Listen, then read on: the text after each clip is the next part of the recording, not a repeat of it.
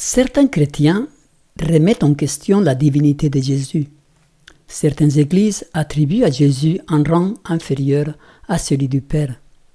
Et d'autres personnes affirment que Jésus fut engendré du Père, qui n'est pas égal à Dieu. Mais qu'est-ce que la Bible a à nous dire à ces propos? Jésus est-il pleinement Dieu? Est-il le Créateur?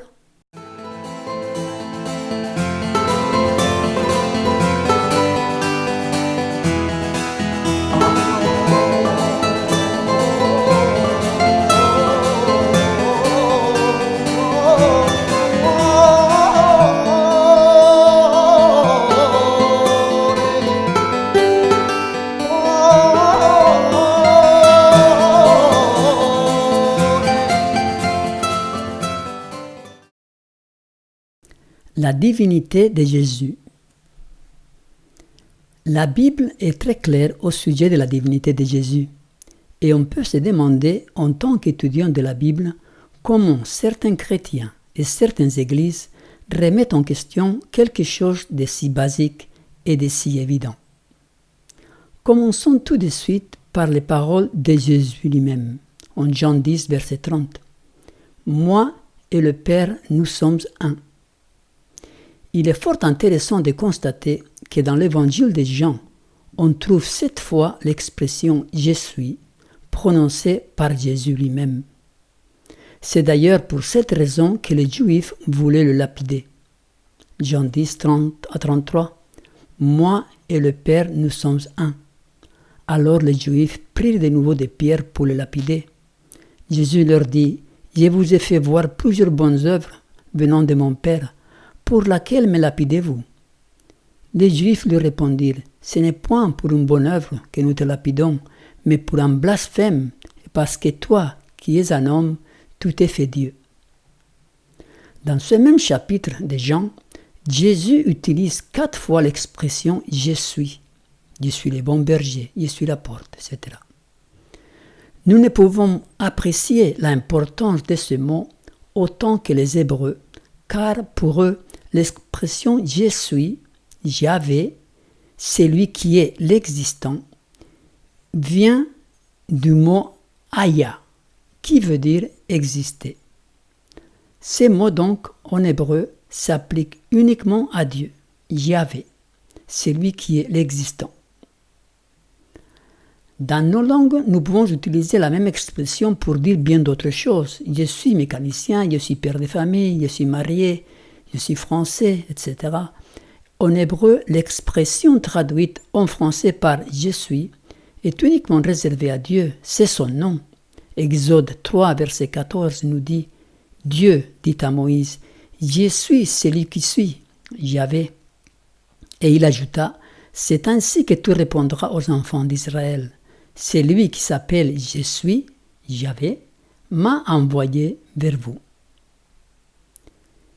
Dieu s'appelle Je suis. C'est son nom, Yahvé. Voyons donc les 7 expressions prononcées par Jésus affirmant sa divinité dans l'évangile de Jean. Jean 6, 48, je suis le pain de vie. Jean 8, 12, je suis la lumière du monde. Jean 10, verset 9, je suis la porte. Jean 10, verset 11, je suis le bon berger. Jean 11, 25, je suis la résurrection et la vie. Jean 14, verset 6, je suis le chemin, la vérité et la vie. Et Jean 15, verset 1, je suis le vrai cep. Nous allons reprendre tous ces versets un par un. Commençons par le pain de vie. Jean 6, 51. Je suis le pain vivant qui est descendu du ciel. Si quelqu'un mange de ce pain, il vivra éternellement. Et le pain que je donnerai, c'est ma chair, que je donnerai pour la vie du monde. De même que nous avons besoin d'aliments pour entretenir nos forces physiques, nous avons aussi besoin de Jésus-Christ, le pain du ciel, pour entretenir notre vie spirituelle et les forces nécessaires à l'accomplissement des œuvres de Dieu. De même que le corps a besoin de nourriture pour conserver sa santé et sa vigueur, de même aussi l'âme doit être sans cesse en communion avec le Christ, se soumettre à lui et dépendre entièrement de lui. Jésus est la lumière du monde. Jésus leur parla de nouveau et dit, « Je suis la lumière du monde. Celui qui me suit ne marchera pas dans les ténèbres, mais il aura la lumière de la vie. » Jean 8, 12. De tout temps, la lumière a été un symbole de la présence de Dieu, se manifestant au sein de son peuple. Dieu est la lumière, et par les mots « Je suis la lumière du monde », le Christ affirmait qu'il était un avec Dieu, tout en soulignant sa relation avec toute la famille humaine. C'est lui qui avait fait briller la lumière du sein des ténèbres. C'est lui qui communique la lumière au soleil, à la lune, aux étoiles. La lumière spirituelle qui resplendissait sur Israël à travers les symboles, les figures et les prophéties, c'était lui. Cette lumière n'était pas destinée uniquement au peuple juif. De même que les rayons du soleil pénètrent jusqu'aux extrêmes limites de la terre, la lumière du soleil de justice éclaire tout homme. Jésus est aussi la porte. Jean 10, verset 9. « Je suis la porte. Si quelqu'un entre par moi, il sera sauvé. Il entrera et il sortira et il trouvera des pâturages. » Jésus est le seul moyen du salut. Le Christ est la porte qui donne accès à la bergerie divine. Par cette porte sont entrés tous ses enfants depuis le temps le plus reculé. En Jésus, tel qu'il est préfiguré dans les symboles, révélés par les prophètes, dévoilés dans les enseignements donnés aux disciples et dans les miracles accomplis en faveur des hommes, ils ont contemplé l'agneau de Dieu qui ôte le péché du monde. Et en passant par lui, ils furent introduits dans la bergerie de sa grâce. Beaucoup d'autres ont proposé différents objets à la foi du monde. Des cérémonies et des systèmes ont été imaginés pour permettre aux hommes d'obtenir la justification et la paix avec Dieu et d'entrer ainsi dans sa bergerie. Mais il n'y a qu'une porte, le Christ. Et tous ceux qui ont mis quelque autre chose à sa place ou qui ont essayé d'entrer dans la bergerie par quelque autre voie sont des voleurs et des brigands. Jésus est le bon berger. Il nous dit en Jean 10, verset 11, « Je suis le bon berger. Le bon berger donne sa vie pour ses brebis. » Tout comme le berger terrestre connaît ses brebis, ainsi le divin berger connaît son troupeau, dispersé à travers le monde. « Vous êtes mon troupeau, le troupeau que j'ai fait paître. Vous êtes des hommes, et moi je suis votre Dieu, dit l'Éternel, le Seigneur. » Jésus dit, « Je t'ai appelé par ton nom, tu es à moi. J'ai gravé ton nom sous les paumes de mes mains. » Jésus nous connaît individuellement et il est sensible à nos infirmités. Il connaît la maison où nous vivons et le nom de chaque habitant. Il a donné parfois à ses serviteurs l'ordre de se rendre dans telle rue, de telle ville et à telle maison pour trouver l'une de ses brebis. Chaque âme est l'objet de la part de Jésus d'une connaissance aussi complète que si elle était la seule pour laquelle le Sauveur soit mort. Son cœur est touché par les misères de chacun. Il entend tous les appels de détresse. Il est venu afin d'attirer tous les hommes à lui. Il leur dit « Suivez-moi » et son esprit agit sur le cœur afin de les amener à lui. Beaucoup refusent de se laisser attirer. Jésus les connaît. Il connaît aussi ceux qui répondent joyeusement à son appel et sont disposés à se confier à ses soins pastoraux. Il dit « Mes brebis entendent ma voix, je les connais et elles me suivent. » Il prend soin de chacune d'elles comme s'il n'en avait point d'autres sur la surface de la terre. Jésus est la résurrection et la vie. Jean 11, 25 et 26. Jésus lui dit « Je suis la résurrection et la vie. Celui qui croit en moi vivra, quand même il serait mort. Et quiconque vit et croit en moi ne mourra jamais. » En Christ réside la vie, une vie originelle non empruntée, et qu'il ne tient de personne. Celui qui a le Fils a la vie. La divinité du Christ donne aux croyants l'assurance de la vie éternelle. Jésus disait à Marie lors de la mort de Lazare, « Celui qui croit en moi vivra, quand même il serait mort. Et quiconque vit et croit en moi ne mourra jamais.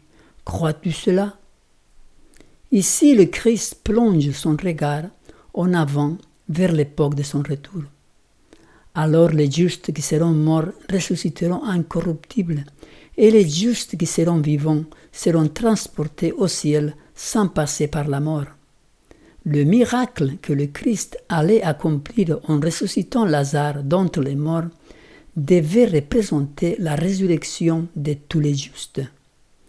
Par sa parole et par ses œuvres, Jésus s'affirma comme l'auteur de la résurrection. Celui qui devait bientôt mourir sous la croix se tenait là, ayant les clés de la mort, vainqueur du sépulcre, affirmant son droit et sa puissance pour donner la vie éternelle. Jésus est le chemin, la vérité et la vie. Jean 14, verset 6. Jésus lui dit, « Je suis le chemin, la vérité et la vie. Nul ne vient au Père que par moi. » Il n'y a pas plusieurs chemins conduisant au ciel. Chacun n'a pas le droit de choisir son chemin. Le Christ dit, « Je suis le chemin. Nul ne vient au Père que par moi. » Depuis le jour où le premier sermon évangélique a été prêché, quand, en Éden, il fut annoncé que la postérité de la femme écraserait la tête du serpent, le Christ a été présenté comme étant le chemin, la vérité et la vie. Il était le chemin alors qu'Adam vivait encore et qu'Abel offrit à Dieu le sang de l'agneau immolé, symbolisant le sang du Rédempteur. Le Christ était le chemin par lequel les patriarches et les prophètes ont pu être sauvés.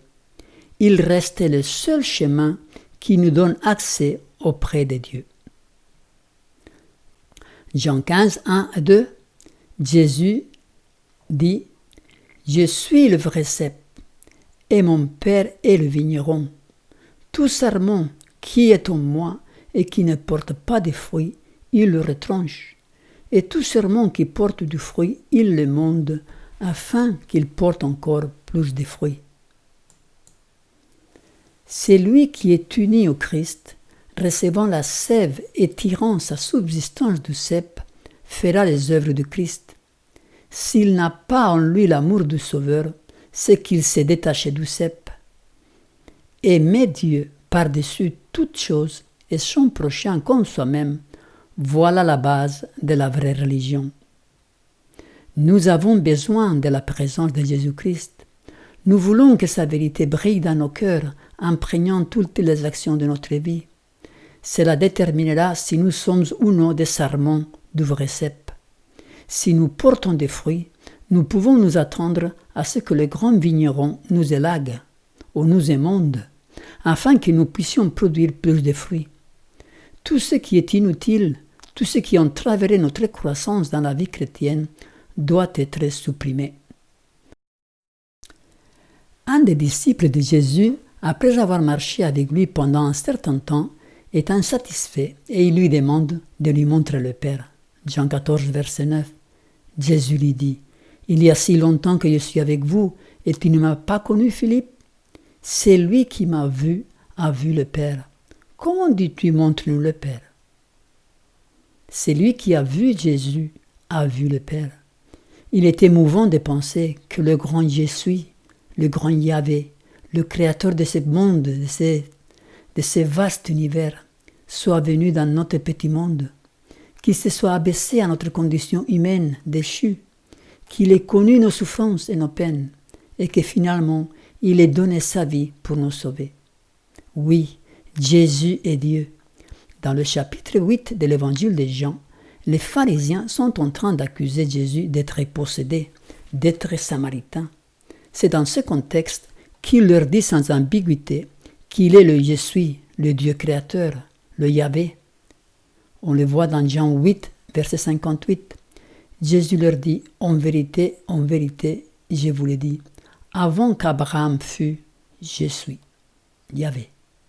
Et les pharisiens réagissent très fort. Verset 59, là-dessus, ils prirent des pierres pour les jeter contre lui. Mais Jésus se cacha et il sortit du temple. Plus tard, lors de son dernier jugement devant Pilate, Jésus affirme aussi qui il est. Jean 18, 37. Pilate lui dit, « Tu es donc roi ?» Jésus répondit, « Tu le dis, je suis roi. Je suis né et je suis venu dans le monde pour rendre témoignage à la vérité. Quiconque est de la vérité, écoute ma voix. » Jésus nous promet la résurrection, la vie éternelle. Qui, à part Dieu, pourrait nous offrir de telles choses? Il est le chemin, la vérité et la vie, la lumière, la porte, le pain de vie. Il est l'essentiel. Si nous l'avons, lui, nous avons tout. Jésus engendré du Père. Certaines personnes disent que Jésus fut engendré du Père, qu'il est différent à lui. Mais l'apôtre Jean, dans l'introduction de son évangile, dit sans ambiguïté. Jean 1, verset 1 et verset 14. Au commencement était la parole, et la parole était avec Dieu, et la parole était Dieu. Verset 14. Et la parole a été faite chair, et elle habitait parmi nous, pleine de grâce et de vérité. Et nous avons contemplé sa gloire, une gloire comme la gloire du Fils unique venu du Père. La parole était Dieu, et la parole a été faite chair et a habité parmi nous. La parole, c'est Jésus. Il est Dieu à part entière, avec les mêmes attributs. Ce texte suffirait à renverser cette fausse doctrine. Le mot « engendrer » est la source des conflits et des malentendus. En grec, il y a 3 mots qui sont traduits par « engendrer » dans certaines traductions.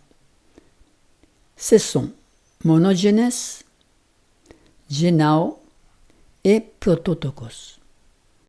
Monogenes, utilisé dans 9 passages du Nouveau Testament, comporte l'idée de unique, seul né. Vous pouvez voir tous ces versets pour vérifier. Je vais vous en citer un, Jean 3, verset 16. Et ce verset, dans la version française, Louis II, est bien traduit. Il n'y a aucune confusion possible.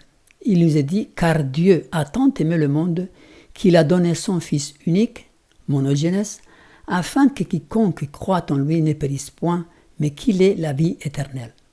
Dans d'autres versions, dans d'autres langues, ce mot « fils unique » monogenes est traduit par « engendré ». Mais le sens est toujours le même. Fils unique, il n'y a pas d'autre, c'est le seul. Maintenant, le deuxième mot qui en grec est traduit parfois comme « engendré », c'est « genao ». Ceci fait référence à la nouvelle naissance. Le passage dans lequel ce mot est utilisé en parlant de Jésus font référence à son incarnation ou à sa résurrection, et non pas au fait d'être engendré par le Père dans le temps de l'éternité. C'est une erreur grossière. Vous pouvez vérifier tous ces versets. Je vous en cite un. Acte 13, verset 33. Dieu l'a accompli pour nous, leurs enfants, en ressuscitant Jésus, selon ce qui est écrit dans le psaume 2. Tu es mon fils, je t'ai engendré aujourd'hui. Ici donc, engendré, c'est genao, et c'est bien clair le lien qui est fait avec la résurrection de Jésus. Genao, ressuscité. Jésus, il est ressuscité, il est engendré par le Père. Le dernier mot grec, prototokos, traduit parfois comme premier-né ou premier engendré. Les 2 passages où ce mot est utilisé en parlant de Jésus font référence à sa vie terrestre. Vous le voyez ici. Les autres passages font référence à la résurrection de Jésus. Je vous en cite un des 2, Apocalypse 1, verset 5. Et de la part de Jésus-Christ, le témoin fidèle, le premier-né, prototokos, des morts, et le prince des rois de la terre, à celui qui nous aime, qui nous a délivrés de nos péchés par son sang. Ce passage fait référence de toute évidence à la résurrection de Jésus.